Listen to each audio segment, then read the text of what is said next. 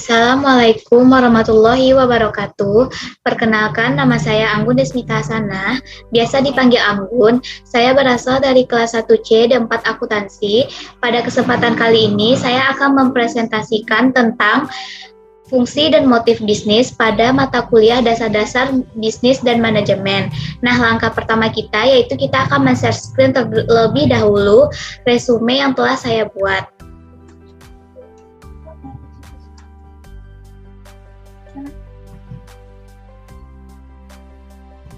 Nah, ini sudah resume dasar-dasar manajemen dan bisnis, yaitu pada bagian motif dan fungsi bisnis. Sebelumnya, kita harus tahu dulu apa tujuan dari bisnis. Bisnis didirikan untuk melayani kebutuhan konsumen dan untuk mencari sebuah keuntungan. Nah, orang-orang yang membuat bisnis dapat melihat peluang untuk menghasilkan produk atau jasa yang belum ditawarkan oleh perusahaan lain. Nah, yang pertama kita akan masuk kepada sumber keuntungan bisnis. Mengelola bisnis, baik itu jasa maupun dagang, akan menghasilkan manfaat dengan cara mengelolanya dengan baik dan benar. Nah, keuntungan yang diperoleh dipengaruhi oleh 3 kondisi. Yang pertama perlu ada permintaan untuk layanan yang ditawarkan. Yang kedua, perlu menarik pelanggan supaya bisnis yang kita jalankan tersebut bisa berkembang dengan baik dan benar. Yang ketiga, yaitu dapat menjaga pengeluaran tetap rendah. Kita tidak boleh melakukan pengeluaran secara besar-besaran. Yang kedua, kita akan masuk kepada untung dari memahami bisnis. Apa aja keuntungan yang akan kita dapatkan kalau kita paham dengan bisnis? Yang pertama, dengan memahami bisnis, kita mampu menciptakan dan menjalankan bisnis yang sukses dan ditanggulangi dengan keuntungan yang lebih tinggi. Yang kedua, kita dapat memperoleh keuntungan dan memahami bagaimana bisnis beroperasi. Nah, yang ketiga, kita dapat memperoleh pekerjaan. Bahkan selain memperoleh pekerjaan, kita juga dapat membuka peluang pekerjaan bagi orang lain. Nah, yang keempat, kita dapat menemukan pekerjaan lebih menyenangkan tanpa merasa terbebani. Yang kelima, kita bisa menghasilkan jalur karir yang lebih memuaskan karena kita menikmati bisnis tersebut dengan baik dan benar. Nah, yang keenam, kita mampu mengidentifikasi jenis bisnis yang mungkin berkinerja dengan baik. Nah, yang terakhir, kita dapat menginvestasikan uang dengan bijak dan menikmati penghasilan yang lebih tinggi dan mendapat keuntungan dari memahami bisnis. Nah, yang ketiga, kita akan masuk kepada pengaruh pemerintah terhadap motif bisnis. Apa aja pengaruh pemerintah dalam perkembangan bisnis kita? Yang pertama, pemerintah pasar bebas ekonomi mengakui keuntungan dan memungkinkan kepemilikan bisnis. Nah, teori ini dianut oleh salah satu negara, yaitu Amerika Serikat. Yang kedua, pemerintah tidak berorientasi pada keuntungan. Nah, negara-negara yang menganut teori ini yaitu bekas jajahan dari Uni Soviet. Nah, yang terakhir yaitu banyak pemerintah yang telah menjual bisnis mereka kepada pihak swasta dan pemerintah memberi dorongan untuk mendirikan usaha bisnis baru.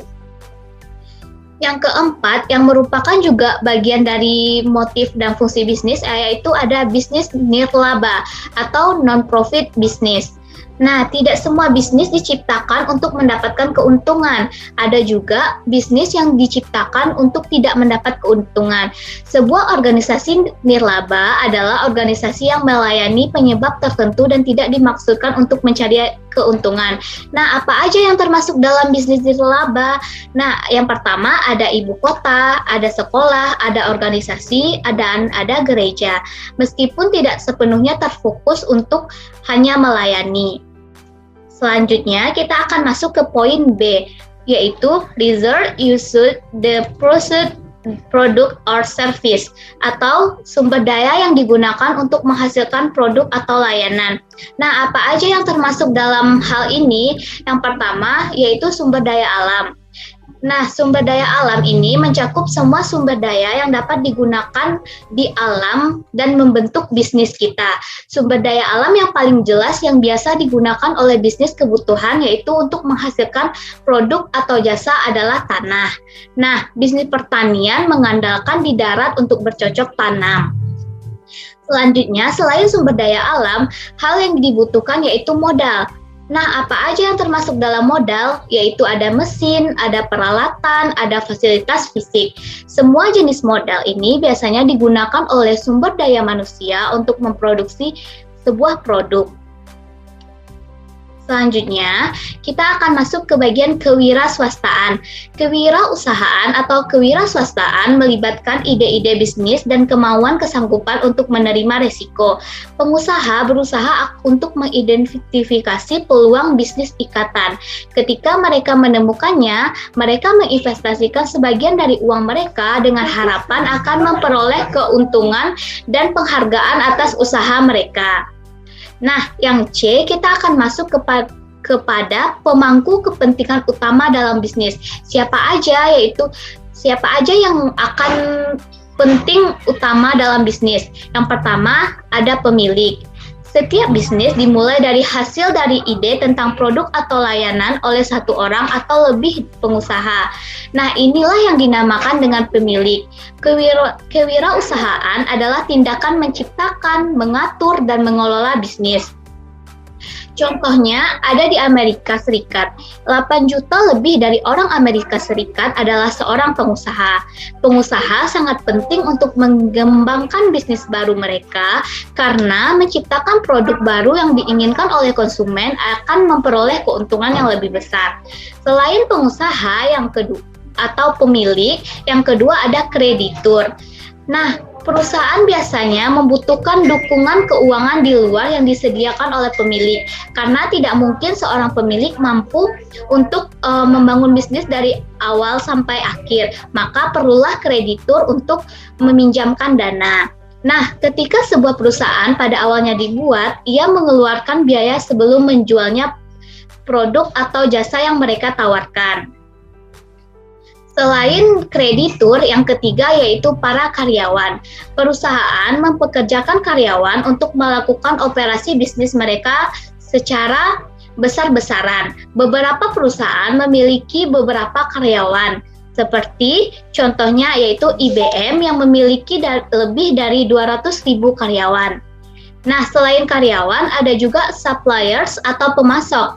Perusahaan biasanya menggunakan bahan untuk memproduksi sebuah produk yang mereka hasilkan. Sebagai contohnya, produsen mobil menggunakan baja untuk membuat mobil, sementara di rumah pembangun membutuhkan sebuah semen untuk membuat bangunan mereka.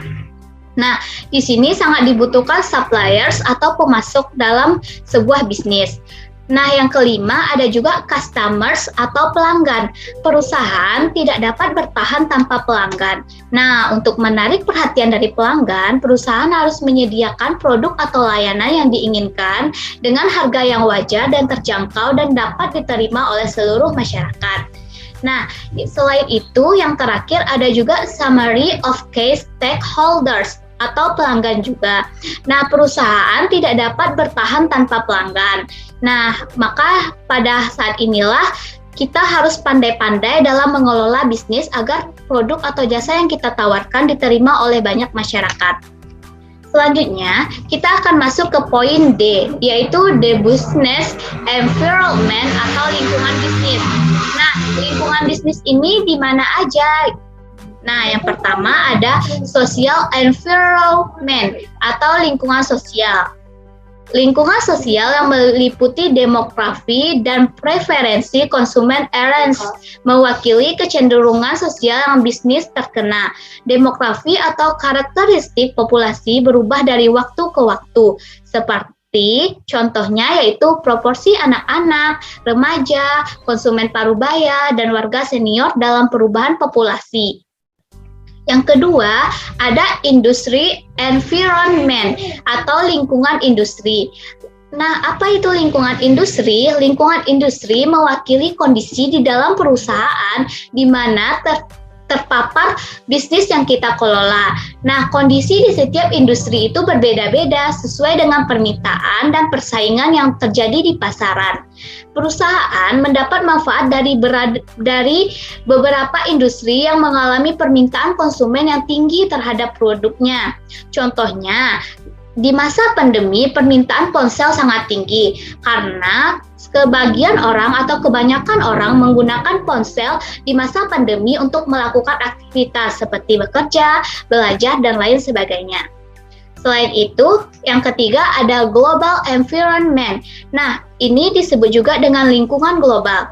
Lingkungan global dapat mempengaruhi semua perusahaan secara langsung maupun tidak langsung. Beberapa perusahaan bergantung kepada negara asing untuk beberapa pasokan mereka dan menjual kembali produk yang mereka kelola di dalam negeri. Yang kelima atau yang E, kita akan masuk kepada jenis kunci keputusan bisnis atau Key Types of Business Decisions. Nah, jenis-jenis keputusan kunci yang terlibat dalam menjalankan bisnis dapat diklasifikasikan seperti keputusan manajemen, keputusan pemasaran, dan keputusan keuangan. Manajemen adalah sarana di mana karyawan dan sumber daya lainnya digunakan oleh perusahaan. Nah, pemasaran itu apa? Pemasaran adalah cara di mana produk atau jasa yang kita kelola dikembangkan, dihargai, didistribusikan, dan dipromosikan kepada pelanggan supaya produk yang kita jual tersebut dapat diterima oleh masyarakat. Nah, yang terakhir yaitu ada keuangan. Keuangan adalah cara perusahaan untuk memperoleh dan menggunakan dana untuk bisnis mereka. Yang pertama, kita akan masuk kepada bagaimana keputusan bisnis mempengaruhi kinerja atau how business decisions affect performance. Contohnya yaitu kita dapat ambil contoh dari pameran bahwa keputusan manajemen fokus pada penggunaan sumber daya, keputusan pemasaran fokus pada produk, dan keputusan keuangan berfokus pada memperoleh atau menggunakan dana dengan baik dan benar. Selanjutnya, kita akan masuk kepada applying the key types of decisions to a single business. Apa itu? Itu adalah menerapkan jenis keputusan utama pada satu bisnis. Maksudnya adalah keputusan manajemen bisnis ini menentukan bagaimana karyawan dan sumber daya lainnya harus digunakan. Beberapa contoh keputusan manajemen keperusahaan adalah yang pertama, berapa banyak karyawan yang harus direkrut dalam bisnis kita. Yang kedua, berapa gaji yang harus dibayarkan setiap karyawan. Yang ketiga, apa yang harus menjadi deskripsi pekerjaan setiap karyawan. Yang keempat adalah kepada siapa setiap karyawan harus melapor dalam sebuah bisnis. Nah, di bagian yang terakhir kita akan mempelajari tentang result of bad business decisions atau hasil dari keputusan bisnis yang buruk. Bagaimana jika keputusan bisnis yang kita hasilkan buruk? Ketika perusahaan membuat keputusan yang buruk, maka kinerja dalam perusahaan akan menurun. Banyak contoh yang dapat kita lihat dari betapa buruknya keputusan manajemen, pemasaran, dan keuangan, sehingga dapat mengakibatkan kinerja yang buruk bagi perusahaan. Jadi, untuk mengambil sebuah keputusan untuk bisnis, kita benar-benar harus memikirkan dengan matang agar tidak terjadi hal-hal yang tidak diinginkan, seperti kebangkrutan atau mengalami kerugian dalam sebuah bisnis. Nah, untuk bab motif dan fungsi bisnis, hanya sekian materi yang dapat saya sampaikan. Terlebih dan kurangnya mohon dimaafkan, dan semoga dapat bermanfaat bagi kita semua. Wassalamualaikum warahmatullahi wabarakatuh.